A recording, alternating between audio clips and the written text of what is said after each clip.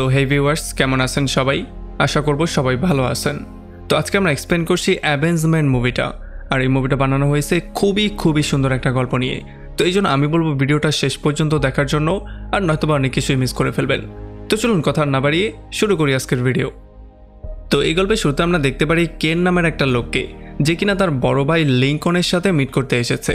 আসলে সে এসেছিল লিঙ্কনের থেকে লোন নেয়ার জন্য।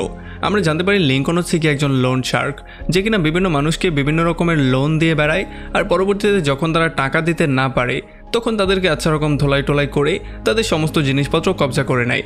তবে যাই হোক, এখন আমরা দেখতে পারি সে কেনকে কোনোভাবেই লোন দিতে রাজি হয় না। কারণ প্রথমত সে হচ্ছে গিয়ে ফ্যামিলি মেম্বার। এখন ফ্যামিলি মেম্বারকে লোন সে কোনোভাবেই দিতে চায় না, কারণ তাদের থেকে এগুলো উসুল করতে একটু ঝামেলা হয়, এটা তো আপনি বুঝতেই পারেন। আর দ্বিতীয় কারণ হচ্ছে কেনের কাছে টাকা থাকলেই সে সমস্ত টাকাগুলো হাওয়ার মধ্যে উড়িয়ে দেয়।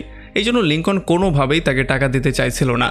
এখন তাদের দুই ভাইয়ের মধ্যে অনেকক্ষণ ধরে তর্কাতর্কি হওয়ার পরে যখন কেন প্রচণ্ড রাগ করে এখান থেকে চলে যাওয়ার ট্রাই করছিল, তখনই লিঙ্কন তাকে পেছন থেকে আবারও ডাক দেয়। আর সে তাকে বলে, যদি তোমার বেশি টাকার দরকার হয় তাহলে আমার একটা বন্ধুর সাথে তুমি গিয়ে মিট করো, তার একটা কাজ তুমি করে দিবে, তার বদলে তুমি একটা ভালো অ্যামাউন্টের টাকা পেয়ে যাবে, যেটা কিনা তোমাকে ব্যাকও করতে হবে না। তো এরপরে কেন গিয়ে মিট করে এই হাইক নামের লোকটার সাথে। আর এই হাইক নামের লোকটা তাকে একটা মহিলার পিকচার দিয়ে বলে যে তোমার কাজ হবে কালকে এই মহিলা যখন এখানে আসবে তখন তুমি প্রথম দিকে তাকে ফলো করবে, আর সুযোগ সুবিধা বুঝে তার হাত থেকে নীল রঙের এই খামটাকে ছিনিয়ে আমাকে এনে দিয়ে দিবে। বাস এতটুকুই কাজ। তারপরে পরদিন সকালবেলা কেন তার নতুন মিশনে চলে আসে। আর তখন আমরা জানতে পারি যে আসলে এই মহিলা মাত্রই লিঙ্কনের অফিস থেকে কিছু টাকা ধার নিয়ে বাইরে বেরিয়েছে, যেগুলোকে লিঙ্কন চাইছিল কেনের মাধ্যমে চুরি করে তার কাছে নিয়ে আসতে, যাতে করে এমনটা করলে এই মহিলা সবসময় দেনার মধ্যে ডুবে থাকে আর সবসময় তার আনুগত্য থাকে। যদিও কেন এই ব্যাপারগুলো জানতো না, এই জন্য সেই ব্যাগটাকে ছিনতাই করে সেখান থেকে পালিয়ে যাওয়ার ট্রাই করে। আর এই মহিলাও তাকে দৌড়ে ফলো করার ট্রাই করে। যদিও একটা সময় কেন সেই টাকাগুলো নিয়ে তার ব্যাগটা সেখানে ফেলে দিয়েই চলে যায়। তবে এই মহিলা তাকে ধরার জন্য এতটাই ডেসপারেট ছিল, মানে তার টাকার এত বেশি প্রয়োজন ছিল যে সে রোডের মধ্যে না তাকিয়েই দৌড়ানো শুরু করে দিয়েছিল। আর এই জন্য একটা সময় এসে একটা গাড়ি তাকে অ্যাক্সিডেন্ট করে তাকে সেখানেই শেষ করে দেয়। এইটা দেখার পরে কেন প্রচণ্ড ভয় পেয়ে যায়। সে বুঝতেই পারছিল না যে তার জন্য একটা মানুষের মৃত্যু হয়ে গেছে। তবে সে কিছু একটা করতে যেত, তার আগে এখানে পুলিশ চলে আসে আর তাকে অ্যারেস্ট করে সেখান থেকে দ্রুত নিয়ে যায়। তো এরপরে যখন কেনকে পুলিশ স্টেশনে নিয়ে আসা হয় তখন সে দেখতে পারে এখানে ওহারা নামের একটা ডিটেকটিভ আছে। আসলে এই ডিটেকটিভ হচ্ছে গিয়ে খুবই ভয়ঙ্কর একজন ডিটেকটিভ। আর তাছাড়া লিঙ্কনের এই ফালতু ব্যবসা সম্পর্কে সে খুব ডিটেইলি সব কিছু জানে। সে এটাও জানে যে লিঙ্কন তার গুন্ডাদের মাধ্যমে তার নিজের দেয়া লোনই ছিনতাই করে মানুষদেরকে কিভাবে লোনের মধ্যে ডুবিয়ে রাখে। যদিও এখানে কেন কোনো কিছুই বলতে চাইছিল না, আর সে এখানে তার লয়ারের জন্য বারবার করে পুশ করছিল। তবে তখন ওহারা তাকে একটা সুযোগ দিয়ে বলে যে তুমি তোমার ভাই লিঙ্কনের বিরুদ্ধে সাক্ষী দিয়ে দাও, এতে করে আমি তোমার শাস্তি কমানোর একটা ব্যবস্থা করে দিব। তবে কেন তাকে সরাসরি না করে দেয়, কারণ সে কোনোভাবেই তার ভাইয়ের বিরুদ্ধে তো আর সাক্ষী দিতে যাবে না। আর এই ব্যাপারগুলো শোনার জন্য একটা এজেন্ট, যার নাম হচ্ছে গিয়ে ইবান, সে তাকে সাইডে একটা রুমের মধ্যে নিয়ে আসে আর তাকে একটু আচ্ছা রকম ধোলাই করা শুরু করে, যাতে করে এই ধোলাইয়ের জন্য হলেও সে তার ভাইয়ের বিরুদ্ধে সাক্ষী দিতে রাজি হয়ে যায়। যদিও একটা পর্যায়ে সহ্য করতে না পেরে কেনও তার উপরে আক্রমণ করে দেয়। তবে যেহেতু তার হাতগুলো বাঁধা ছিল এই জন্য সে কোনোভাবেই ইবানের সাথে পারে না। আর তার আক্রমণের জন্য ইবান আরও বেশি রাগ করে তাকে আরও বেশি ধোলাই করা শুরু করে আর তাকে প্রায় আধমরার মতো করে তার উপরে অনেকগুলো চার্জ লাগিয়ে দেয়, যেই জন্য ফাইনালি তার জেলও হয়ে যায়। আর তাকে পাঠিয়ে দেওয়া হয় লন্ডনের সবচেয়ে ভয়ঙ্কর জেলের মধ্যে। ভয়ঙ্কর জেলের কথায় মনে পড়ল, পৃথিবীর সবচেয়ে ভয়ঙ্কর জেলের গল্প নিয়ে আর ভয়ঙ্কর কয়েদির গল্প নিয়ে আমার একটা ভিডিও আছে, যেই ভিডিও লিঙ্কটা আমি ডেসক্রিপশনে দিয়ে দেবো। সেইটা দেখার পরে আমি প্রমিস করতে পারি আপনার শরীরের লোম পর্যন্ত দাঁড়িয়ে যাবে। এখন জেলের মধ্যে আসার সঙ্গে সঙ্গেই কেনের দিনগুলো খারাপ যাওয়া শুরু হয়ে যায়, কারণ জেলের প্রথম দিনেই তার সামনে চলে আসে এই মোটা টাকলা লোকটা, যে কিনা কেনকে কোনো কথাবার্তা ছাড়াই মারা শুরু করে। আর এগুলোর জন্য কেনও নিজেকে প্রোটেকশন দেওয়ার ট্রাই করে, সেও তার উপরে বারবার করে আক্রমণ করা শুরু করে। আর যেহেতু সে ছিল একটা মোটা লোক, এই জন্য কোনোভাবেই সে কেনের সাথে পারছিল না। একটা পর্যায়ে কেন তো তাকে মাটিতে ফেলে আচ্ছা রকম ধোলাই করে তার মাথার মধ্যে এতগুলো পাঞ্চ করে যে তার নাক মুখ দিয়ে রক্ত বেরোয়া শুরু হয়ে যায়। তবে এগুলো দেখার পরে সেই মোটা লোকজনও চলে আসে, যারা কিনা তার সঙ্গে কাজ করে। তারা এসে সবাই মিলে কেনের উপর আক্রমণ করে দেয়। আর যেহেতু তারা অনেক লোক ছিল আর কেন ছিল একা, এই জন্য কেন তাদের সাথে কোনোভাবেই পেরে উঠছিল না। আর তারা সবাই মিলে কেনকে আচ্ছা রকম একটা ধোলাই করে দেয়। এখন এই ভয়ঙ্কর মারের পরে যখন কেনকে হসপিটালে নিয়ে আসা হয় তখন ডক্টর দেখতে পারে তার কয়েকটা দাঁত ভেঙে চুরমার হয়ে গেছে। এই জন্য সেই ভাঙা দাঁতগুলোর জায়গায় তাকে মেটালের কিছু দাঁত লাগিয়ে দেয়া হয় যাতে করে সে কোনো রকমে এটা দিয়ে কাজ চালিয়ে নিতে পারে। আর এর একটু পরেই তার মা তার সাথে মিট করতে চলে আসে। আর যখন তারা বসে কথাবার্তা বলছিল তখন তার মা তাকে টেনশন না নেওয়ার জন্য বলে, সে বলে যে তোমাকে খুব শীঘ্রই আমি এখান থেকে বের করে ফেলবো। তবে তখন কেন একটু শক্ত হয়েই বলে যে তুমি কেন আমাকে বের করতে যাবে, লিঙ্কন কি কোনো সাহায্য করছে না? তখন তার মা বলে যে না, লিঙ্কন কোনো সাহায্য করবে না, সে তো শুধুমাত্র তার টাকা নিয়েই চিন্তাভাবনা করে, সে তোমাকে নিয়ে একেবারেই ভাবছে না। আর এটা শোনার পরে তার মাথাটা প্রচণ্ড গরম হয়ে যায়, সে প্রচণ্ড রাগে চলে আসে, কারণ তার ভাইয়ের জন্যই সে জেলের মধ্যে আটকা পড়েছে। তবে তার ভাইয়ের বিরুদ্ধে সে সাক্ষী না দিয়ে সে জেলের মধ্যে থাকার জন্য প্রিপারেশন নেওয়া শুরু করে দেয়। সে ব্যায়াম করে নিজের বডি বিল্ড করা শুরু করে যাতে করে যদি কেউ তার সামনে এরপরে ফাইট করতে আসে তাহলে সে যেন পরবর্তীতে আর ফাইট করার অবস্থায় না থাকে। তো এর কয়েকদিন পরে আমরা দেখতে পারি হঠাৎই দুইটা কয়েদি চলে আসে কেনের সেলের মধ্যে, আর তারা দুই পাশ থেকেই সেলটাকে বন্ধ করে দেয়। এখন কেন কিছু করতে যেত তার আগে সে দেখতে পারে এখানের একটা কয়েদির হাতে ছুরি আছে, যারা কিনা আসলে কেনকে মারতে এসেছে। এখন যেহেতু নিজের জানের উপরে ব্যাপারটা চলে এসেছে তখন তো প্রত্যেকেই নিজেকে সেভ করার জন্য নিজের সর্বোচ্চটা দিয়ে ট্রাই করে। কেনও তেমনটা করার ট্রাই করেছে, সে তাদের হাত থেকে ছুরিটা ছিনিয়ে নিয়ে তাদেরকেই আচ্ছা রকম ধোলাই করে তাদের অবস্থায় 12টা বাজিয়ে দিয়েছে। তবে ততক্ষণ এখানে পুলিশও চলে এসেছে, যারা কিনা এসে কেনকেই পেটানো শুরু করে দিয়েছে। আর বাকি সেই কয়েদিদের উপরেও তারা কিছু চার্জ লাগিয়ে দিয়েছিল। আর যখন ভ্রাম্যমাণ জজ এসে তার বিচার করছিল তখন কেন বারবার করেই তাকে বোঝানোর ট্রাই করছিল যে আসলে আমি কোনো দোষ করিনি, তারাই ছুরি নিয়ে আমাকে মারতে এসেছিল, যদি আমি নিজেকে প্রোটেকশন না দিতাম তাহলে আজকে হয়তো আমি মৃত অবস্থায় থাকতাম। তবে জজ তার কোনো কথাই শোনে না, তার শাস্তি জজ আরও বাড়িয়ে দেয়। তবে এর কয়েকটা দিন পরেই আবারও 2-3টা কয়েদি এসে কেনের উপর আক্রমণ করে দেয়। তবে এইবার কেন প্রচণ্ড রাগ করে তাদেরকে আচ্ছা রকম ধোলাই করে তাদেরকে প্রায় আধমরার মতো করে তারপর ফাইনালি এই কয়েদির কাছে জিজ্ঞেস করে যে আসলে সবাই কেন আমার পেছনে পড়ে আছে, কে তোমাদেরকে বলেছে আমাকে মারার জন্য, তোমরা কেন বারবার করে আমার উপরে আক্রমণ করছো?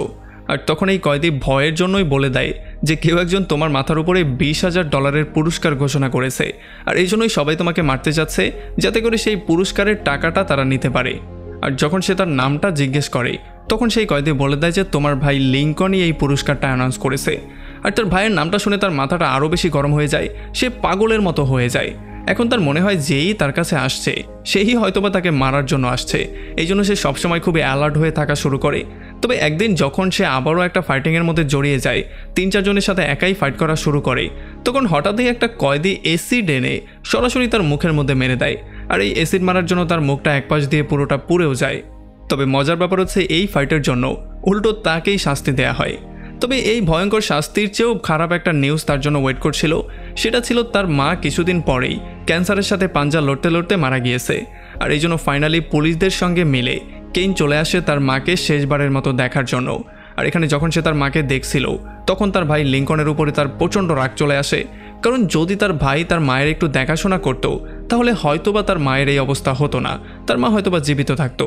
আর এই জন্য সে লিফটের মধ্যেই পুলিশদের উপরে আক্রমণ করে তাদেরকে আচ্ছা রকম ধোলাই করে সেখান থেকে দ্রুত পালিয়ে চলে যায়, কারণ এখন সে তার ভাই লিঙ্কনের কাছ থেকে নিজেই বদলা নেওয়ার সিদ্ধান্ত নিয়েছে। তবে যখন সে তার ভাইয়ের কাছে যাচ্ছিল তখন সে তার সামনে প্রথমেই এজেন্ট ইভানকে পেয়ে যায়, যে কিনা প্রথম দিকে তাকে আচ্ছা রকম ধোলাই করেছিল। এই জন্য এখন সে চলে যায় সেই মারের বদলা নেওয়ার জন্য। তবে যখন সে ইভানের সামনে যায় তখন সে জানতে পারে ইভান আসলে তার ভাই লিঙ্কনকেও ভুল ইনফরমেশন দিয়েছে।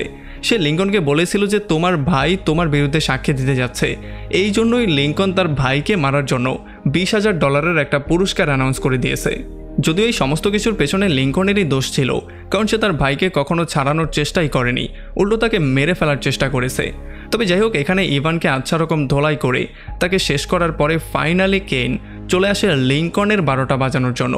এখানে আসার সঙ্গে সঙ্গেই সে লিঙ্কনের 12টা বাজানোর জন্য একটা কাণ্ড করে দেয়। তবে সে কী কাণ্ড করে সেটা আমরা একটু পরেই জানছি। ততক্ষণ আপনি ভিডিওতে লাইক করে চ্যানেলটা সাবস্ক্রাইবও করে দিন। তো এরপরে কেইন একটা বারের মধ্যে লিঙ্কনের কিছু লোকজনের কাছে চলে আসে।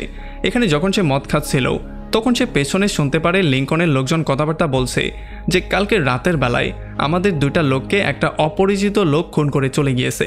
এখন এই লোকটা কে সেটা আমরা এখন পর্যন্ত জানতে পারছি না। আসলে তখন আমরা জানতে পারি এই লোকটা ছিল কেইন নিজেই, যে কিনা লিঙ্কনের কাছ পর্যন্ত পৌঁছানোর জন্য তার লোকজনকেই এক এক করে মারা শুরু করে দিয়েছে। তবে যখন এই কথাবার্তাগুলো নিয়ে তারা ডিসকাশন করছিল তখন এদিকে কেইন হাসা শুরু করে, আর এই হাসি দেখার পরে তারা চলে আসে তাকে একটু ধোলাই করার জন্য।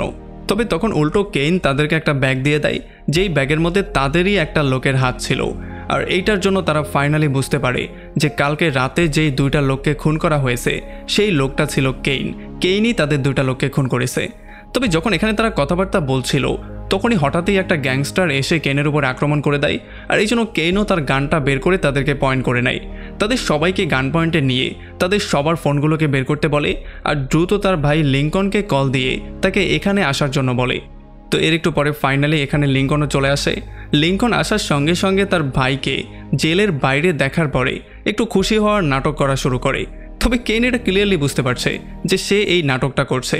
তবে তখন লিঙ্কন তাকে বলে যে আমি এখন থেকে তোমাকে সবার থেকে প্রোটেকশন দেব, তোমাকে আর কখনো পুলিশ ধরতেও পর্যন্ত পারবে না। তবে কেইন এগুলোর কিছুই শুনবে না। সে প্রথমে তাদের সবাইকে গান পয়েন্টে নিয়ে সমস্ত অস্ত্রগুলোকে বাইরে ফেলতে বলে। আর যখন সবাই অস্ত্রগুলো ফেলে দেয় তখন কেইন তার ভাইকে শোনানো শুরু করে। সে বলে যে শুধুমাত্র তোমার জন্য জেলের মধ্যে আমার উপরে 6 বার চাকু দিয়ে আক্রমণ করা হয়েছে। আমার চেহারার কী অবস্থা করেছে দেখতে পেয়েছো? আমার উপরে অ্যাসিড পর্যন্ত মারা হয়েছে। আর এটার জন্যই আজকে আমার এই অবস্থা হয়েছে। আমাকে এখন পুলিশের থেকে পালিয়ে পালিয়ে বাঁচতে হচ্ছে। আর তাছাড়া তুমি তো আমাদের মায়েরও খেয়াল পর্যন্ত রাখোনি, আমার মাকেও তুমি মেরে ফেলেছো। তবে তখন লিঙ্কন প্রচণ্ড রাগ করে আর সে বলে যে না, আমি আমার মায়ের প্রচণ্ড খেয়াল রাখছিলাম, তবে তার অসুখটাই এমন ছিল যে তাকে আর আমি কোনোভাবেই বাঁচাতে পারিনি।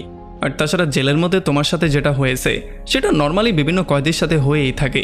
সেখানের কয়েদিরা খুবই ভয়ঙ্কর হয়, তারা তোমার উপরে যে কোনো সময় এমনিতেও আক্রমণ করতো।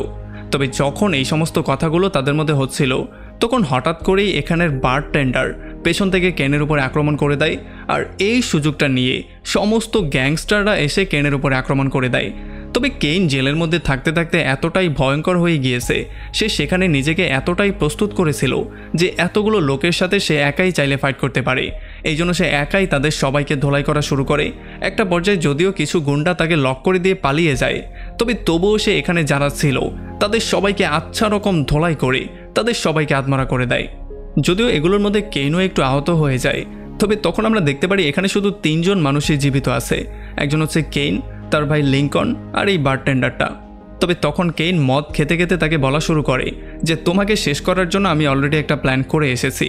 আসলে সে লিঙ্কনের অ্যাকাউন্টেন্টের কাছে গিয়ে তাকে গান পয়েন্টে নিয়ে সেই সমস্ত টাকাগুলো সেই সমস্ত মানুষের অ্যাকাউন্টে ট্রান্সফার করিয়ে দিয়েছে যাদের সাথে ফ্রড করে লিঙ্কন টাকাগুলো জমা করেছিল।